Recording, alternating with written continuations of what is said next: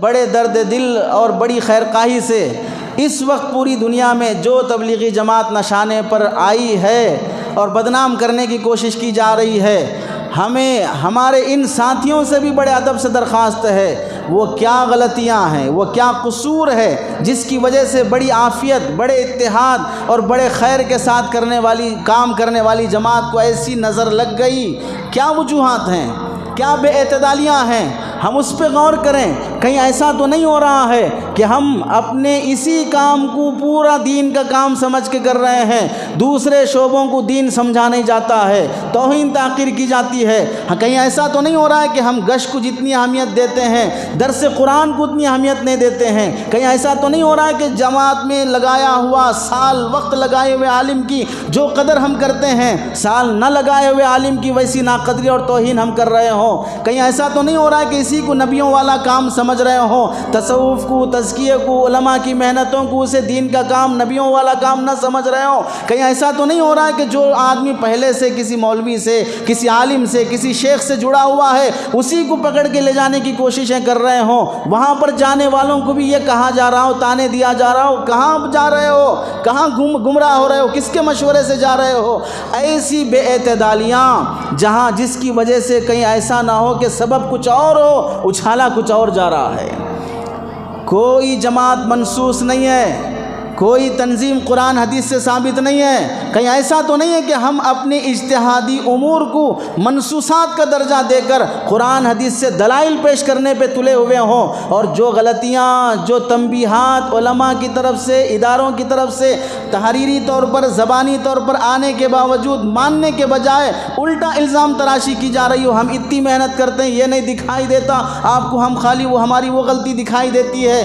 کہیں پر ایسا تو نہیں ہے کہ جمعہ کا خطبہ، جمعہ کا بیان علماء کو کرنے کے بجائے ہم آگے بڑھ کر 6 صفات اور دوسرے ہمارے مفوضہ امور میں ہم بولنا شروع کر دیے ہوں کہ بھئی وہ عالم کیا بیان کریں گے، ہم بولیں گے؟ یہ ساری بے اعتدالیاں کسی حافظ کی، کسی عالم کی، کسی امام کی جو نکلی ہے اس کی روزی پر، اس کی محنت پر اور اس کی قربانیوں پر جو لات تم نے ماری ہے، کہیں وہ تو نہیں ہے جس کی وجہ سے نظر لگ گئی ہو؟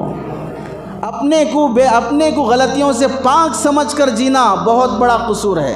نظریاتی اختلاف ہو سکتا ہے، فروعی اختلاف ہو سکتا ہے، لیکن ہر آدمی اپنے میں، امام ابو حنیفہ رحمۃ اللہ علیہ جیسا بڑا امام اور کون دنیا میں پیدا ہو سکتا ہے؟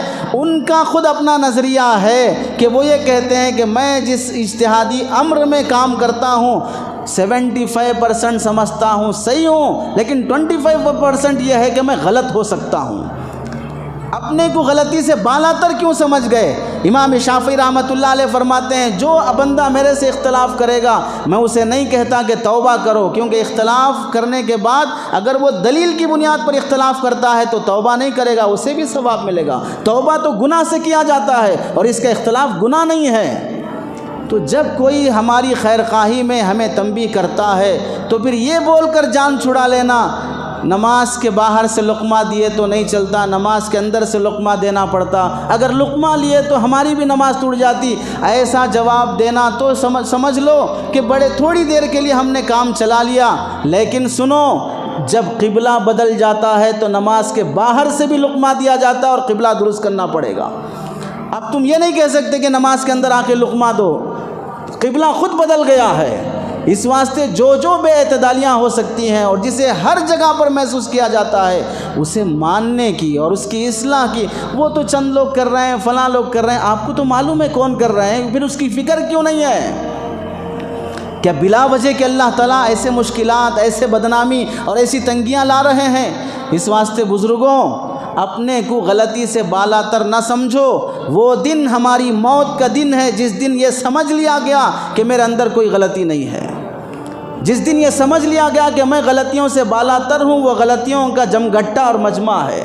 اور یاد رکھو، ہماری طاقت اور قوت، عزت، سطوت، شان، شوکت اس وقت ہے، سمندر کی موج بھی طاقتور اس وقت بنتی ہے جب وہ سمندر میں رہ کر موج آتی ہے، سمندر کے باہر موج کی کوئی اہمیت نہیں ہوتی ہے۔ مسلمانوں کا پاور بھی اس وقت ہوتا ہے جب وہ آپس میں ایک رہ کر کام کریں، کٹ کر جدا ہو جانے والے کیلے اور موز کی بھی قیمت گھٹ جاتی ہے، انگور کی بھی قیمت گھٹ جاتی ہے جب وہ اپنے خوشے سے الگ ہو جاتا ہے، اجتماعیت سے الگ ہو کر۔